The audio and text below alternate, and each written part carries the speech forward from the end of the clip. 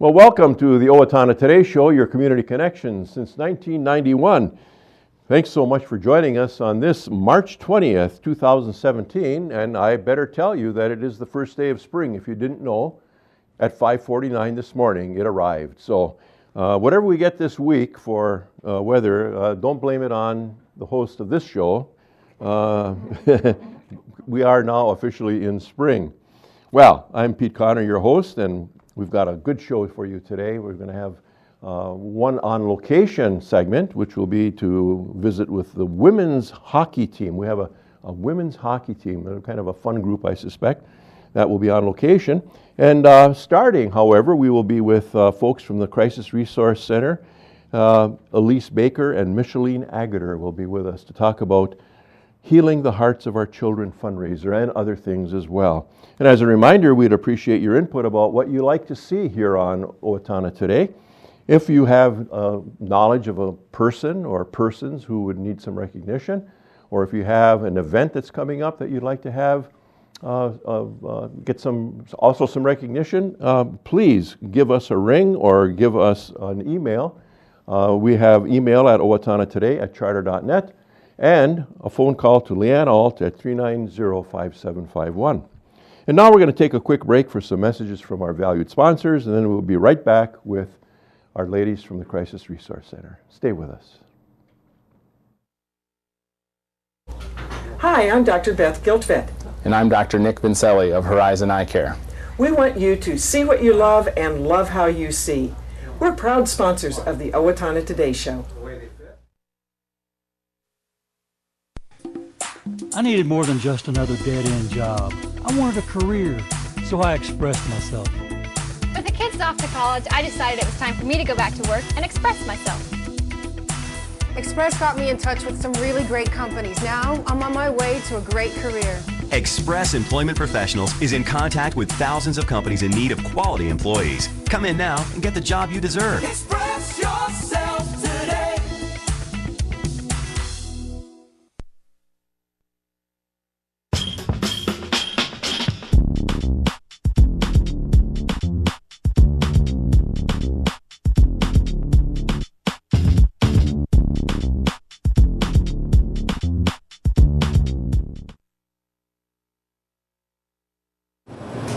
This March, as part of Minnesota Food Share Month, the Steele County Food Shelf hopes to raise $100,000 in cash or pounds of food. Minnesota Food Share contributes additional money based on our local donations.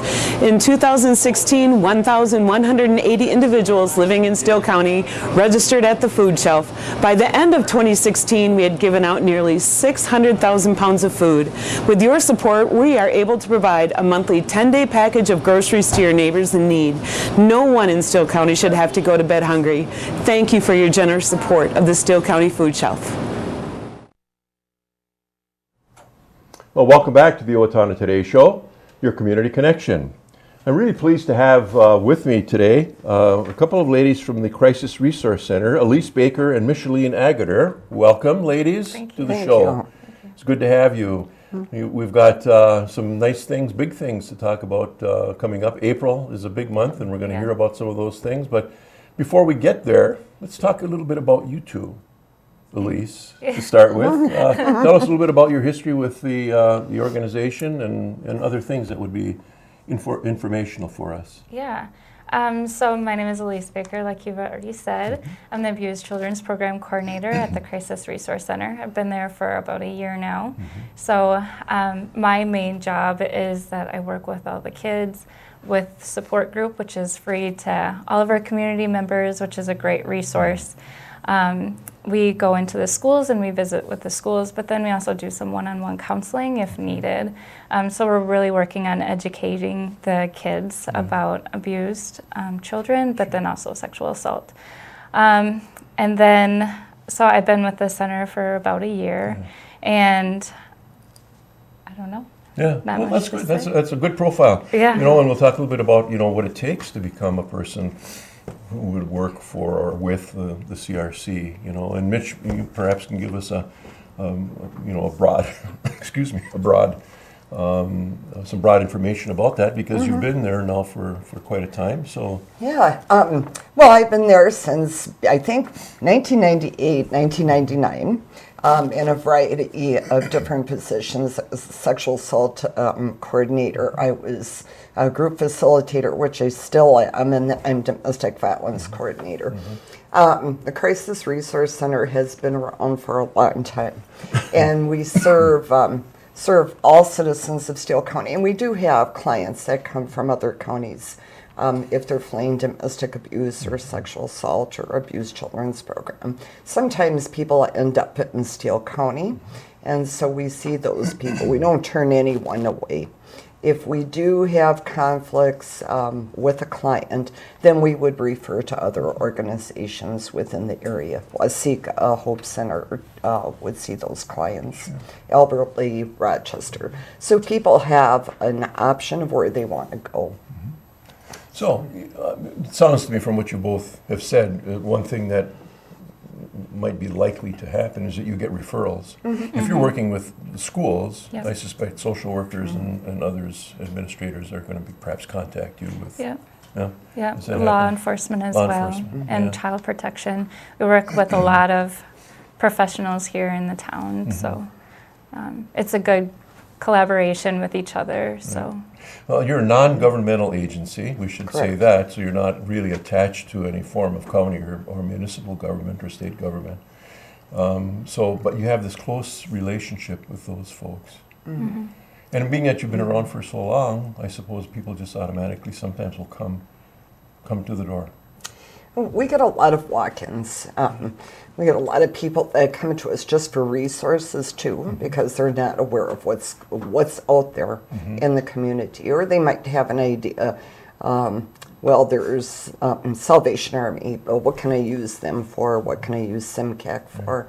So we have a resource booklet that was put together, and we give that to clients so that clients know what all their options are in Steele County and what they can utilize. And sometimes we do for SIMCAC, for instance, for emergency assistance, for utility bills, we have applications there for Safe at Home. So we have a variety of resources to give clients that come to the door asking for information.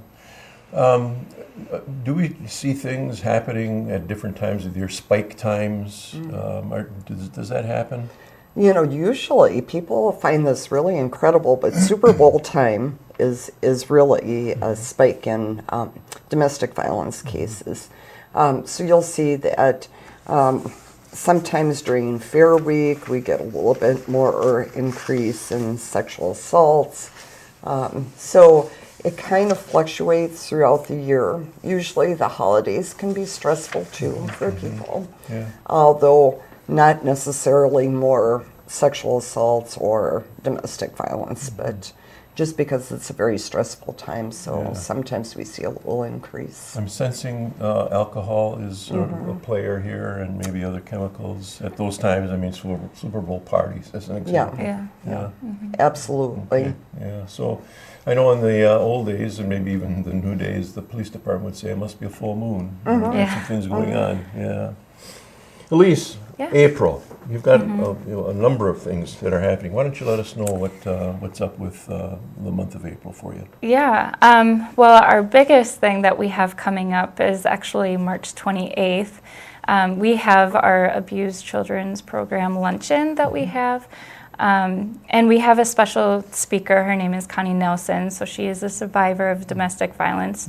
She was in a relationship with an individual from the late 1960s until the early 2000s, and abuse had occurred throughout the relationship.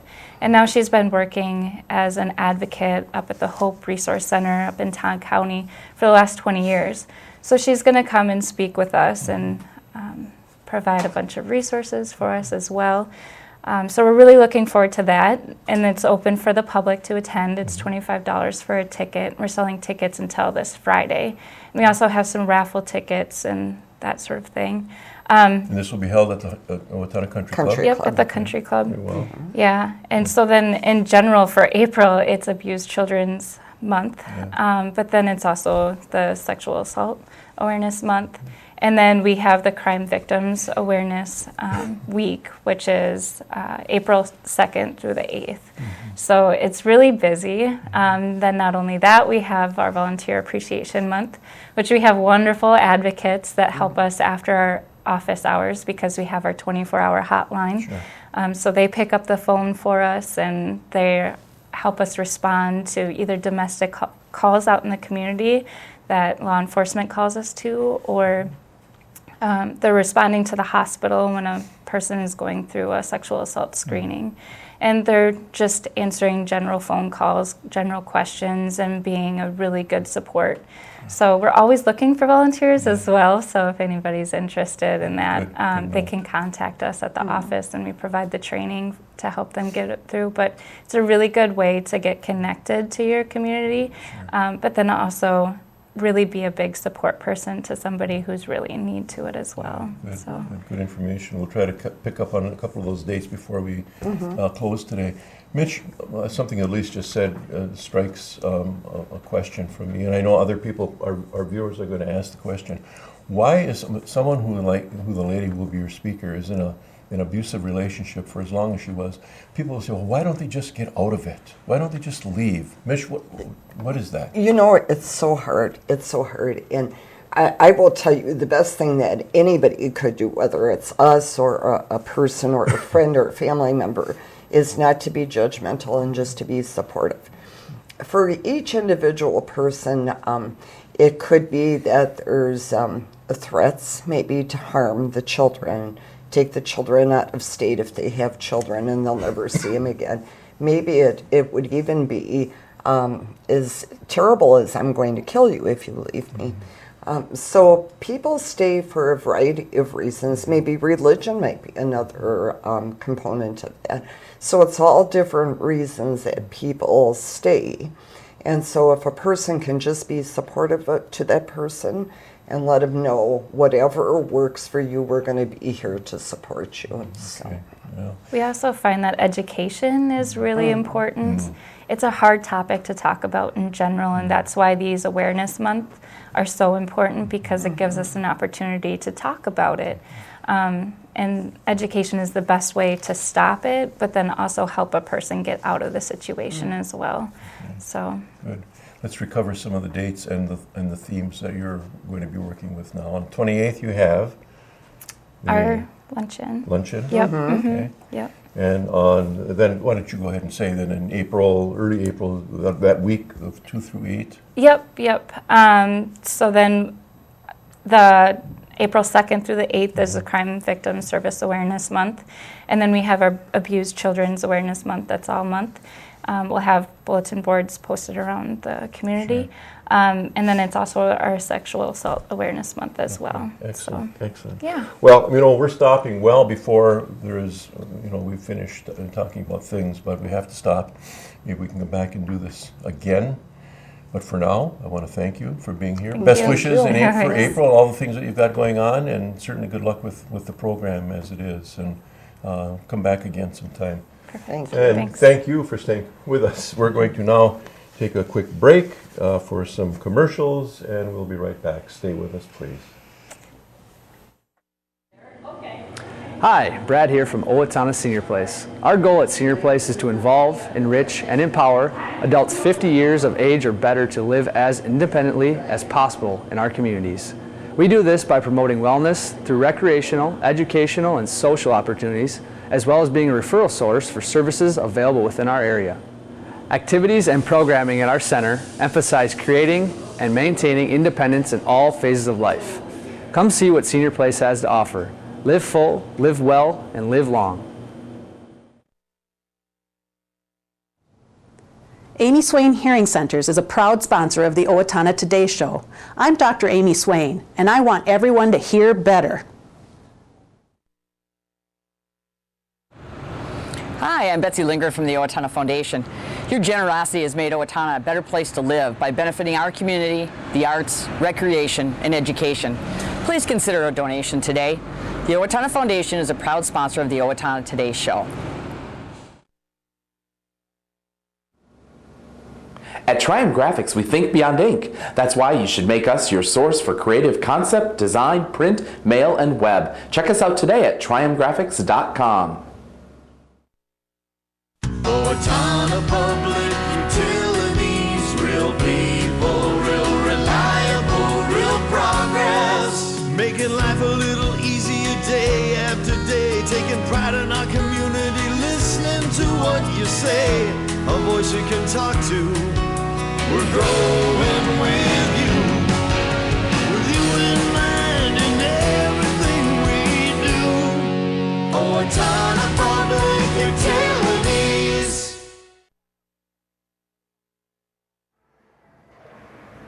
Welcome back to the Owatonna Today Show, your community connection.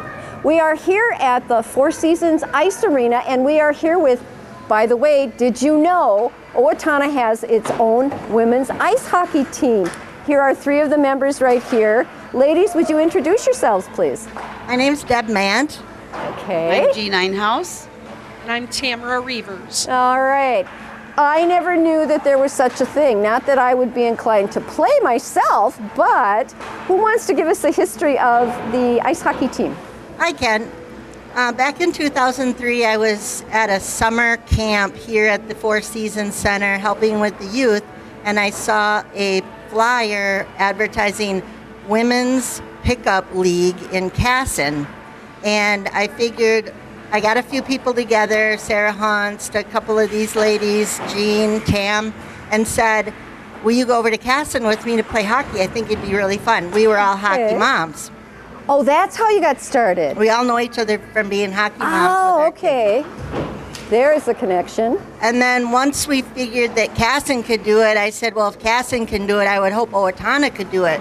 So we put up flyers for the next season, talked to Steve, the rink manager, and got some ice times, and it started with a bang. We went from 0 to 22 the first night. Wow. So we were really pleased with it. So there was quite an interest then to begin with. How many members do you have on your team right now? Well, we can have a total of 20 to 25 sometimes, but everybody just comes when they can. Okay. And then we just split up and scrimmage each other. Oh, okay, all right. So do you play any official games? Yep, once a year we actually get into a tournament, and it's called Stick It to Cancer, and it's up in Blaine, and we do that annually. That's coming up April 7th, 8th, and 9th is when we'll be up in the cities playing. Okay, and Stick It to Cancer, is this a fundraiser for It's a fundraiser cancer for, research? for the Masonic Cancer Center in Minneapolis, Minnesota. Okay. It goes towards breast cancer research. Okay, wonderful. Well, I want to ask each one of you now, why did you decide to get involved with this? Jean, why don't we start with you? Well, I had two boys that played hockey, and I always skated, figure skated. Mm-hmm. And anyway, Deb basically said, you want to try playing hockey? And I went, oh, yeah, I've always liked it, so I tried it. And yeah, it's great fun and great exercise. Now, how many years have you been doing this? Since 2005. 2005, okay. And aren't you a little worried about falling down and breaking No, a I few fall bones? down, but you have all this padding, and so you don't really hurt anything. That's true.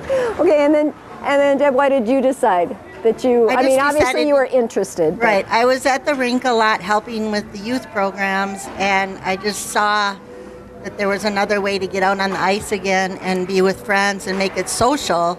So I wanted to combine all of that, and I had a really good response. So it ended up, we've just been such great friends since like 2003 now. Just, you know, forming these bonds and things that you just don't find everywhere. Okay. And you, why did you decide? I also to try had this? two children that played hockey. I had a son and a daughter, so they both, you know, came up through the ranks. Decided, what the heck, why not? Why can't mom do it too? So that's what I did. And how did the families feel about you doing this? Well, I think that's the nice thing is all of us have very supportive spouses, and our kids were really excited for all of us. Well, okay.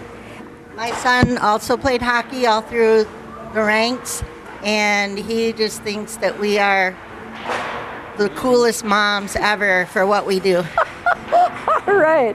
I also have a daughter who has graduated and is in college now, but she comes back and skates with us. Oh, Tonight does she? she's recovering from being ill, but she skates with us, and it's interesting to have people yelling at you, Mom, Mom, Mom, but it's fun. I enjoy being able to skate with her. Oh, that's wonderful. And so you said you have roughly 20 to 22 other participants.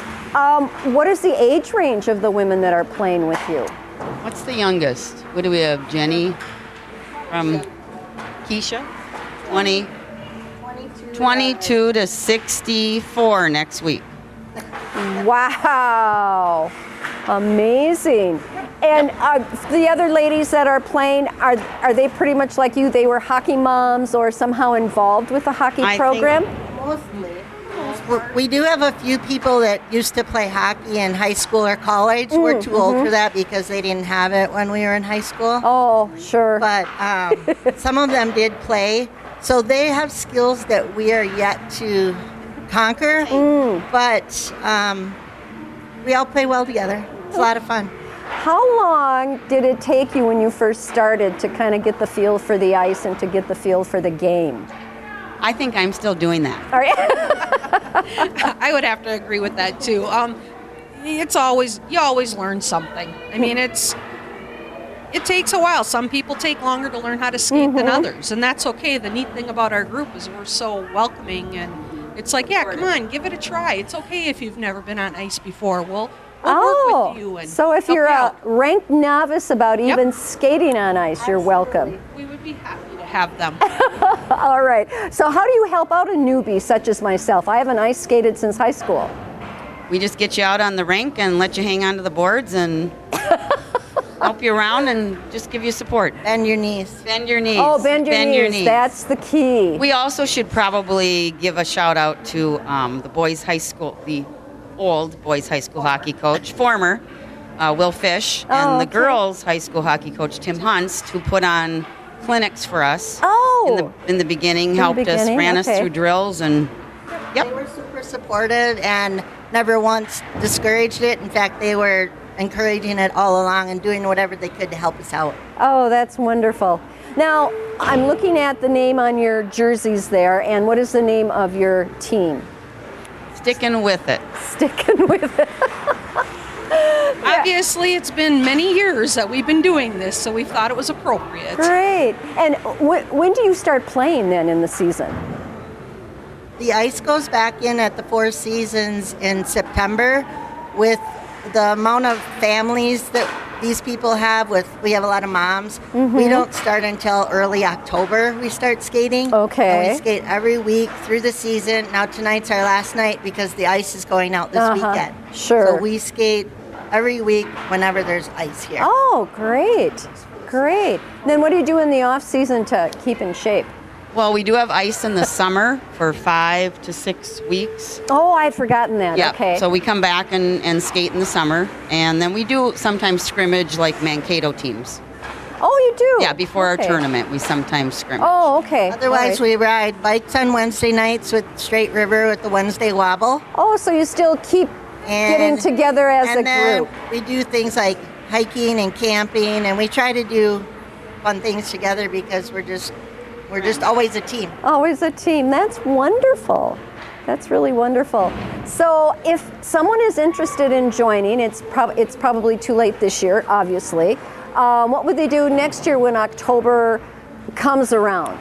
One of the first things to do is during the summer go to garage sales and try to find gear. Oh, that's right. The important thing is to have gear. We want everybody fully dressed with the breezers and the shin guards and helmet. Okay. And you can pick up pretty cheap things during garage sales, and that's a great time to do it. And then it's just get a hold of either Deb Mant or myself and Jean, any of us. And when we start up, we'll get you on our emailing list. We have a Facebook page. Oh, okay. We'll let everybody know when to start, and we'll work with you to get you into the game. Okay, so and what is the name of your Facebook page? Owatonna Women's Hockey. Owatonna Women's Hockey, okay. If you absolutely cannot find us, just go to Straight River Sports and Ann will direct you to us. Oh, and Ann will, absolutely. All right. Well, ladies, this looks like a lot of fun. I'm going to film a little bit of your scrimmage practice here. You know, good for you, sticking with it. And great luck in your tournament for Stick It to Cancer. And are you taking any donations? Yes, we are. This? Okay, and how would someone get a hold of that for you? A couple of things you can do is go out to the National Sports Center webpage, and you can actually make a donation to the Stick It to Cancer tournament. Okay. If you want to make it on behalf of our team. Sticking with it. Yep, if you go into the women's page and you can choose on behalf of women, sticking with it, and that will give us credit for the... Give you credit for it. for the donation. All right. Well, wonderful to know that you're here, and keep on having fun. We will. Thank All you. right. Please stay with us. We'll be right back after a word from our sponsors.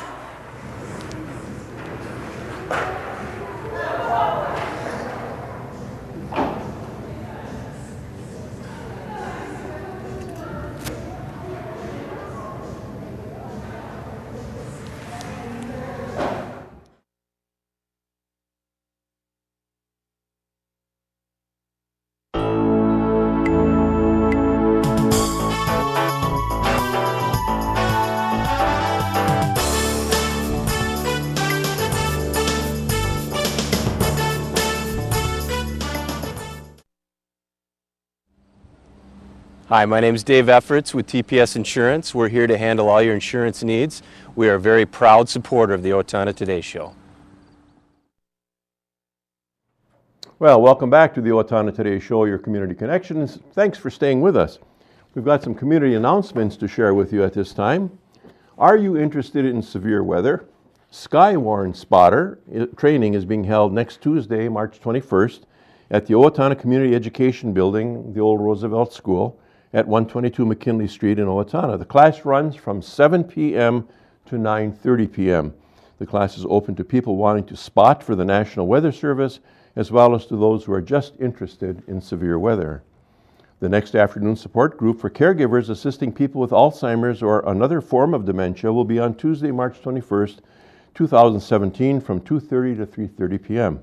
The support group is held at the Owatonna Public Library, the third floor small conference room adjacent to the Gainey Room.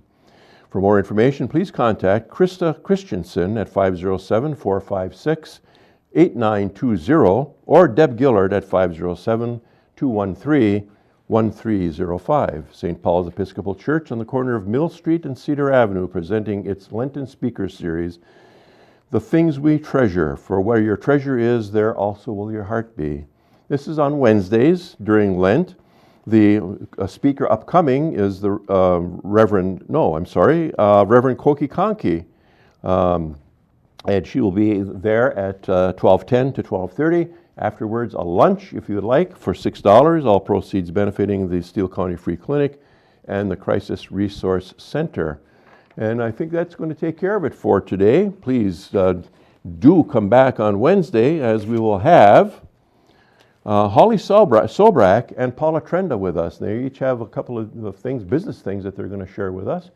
So thanks again for being with us, and I hope you'll be back with us on Wednesday.